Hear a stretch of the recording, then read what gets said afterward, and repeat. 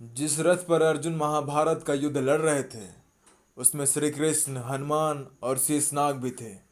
श्री कृष्ण के कहने पर अर्जुन ने हनुमान जी का आवाहन कर उन्हें रथ के ऊपर ध्वजा के साथ विराजित होने का आग्रह किया और श्री कृष्ण के कहने पर शेषनाग ने अर्जुन के रथ के पहिए को जकड़े रखा, जिससे कि शक्तिशाली शस्त्रों का भी रथ पर प्रभाव ना पड़े। ये सारी व्यवस्था श्री कृष्ण ने अर्जुन के लिए की थी। श्री कृष्ण महाभारत के इकलौते वो योद्धा हैं जिन्होंने युद्ध न लड़के भी विजय को अपने सर का ताज बनाए रखा, क्योंकि इसका केवल एकमात्र कारण ये था कि पांडव धर्म के लिए युद्ध कर रहे थे। जब युद्ध समाप्त हो गया और पांडव विजयी हो गए तो अर्जुन ने भगवान कृष्ण से कहा कि पहले आप रथ से उतरिए, फिर मैं उतरूंगा। इस पर श्री कृष्ण बोले, नहीं अर्जुन, पहले तुम उतरो।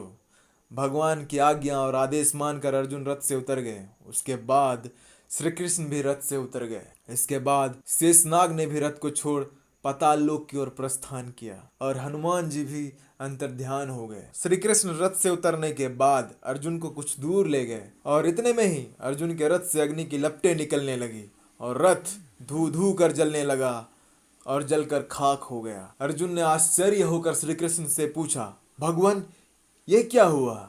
हे अर्जुन, ये रथ तो भीष्म पितामह, द्रोणाचार्य और कर्ण के दिव्यास्त्रों के वार से पहले ही जल चुका था, क्योंकि ध्वजा पर हनुमान जी, रथ के पहिए पर शेषनाग और मैं रथ पर विद्यमान था, इसलिए रथ मेरे संकल्प से चल रहा था। और अब जब तुम्हारा कार्य संपूर्ण हो चुका है तो मैंने रथ को छोड़ दिया और इसलिए यह तुम्हारा रथ भस्म हो गया। आपने इस कथा के जरिए क्या सीखा? जो धर्म के पक्ष में होता है उसके पक्ष में कौन होता है?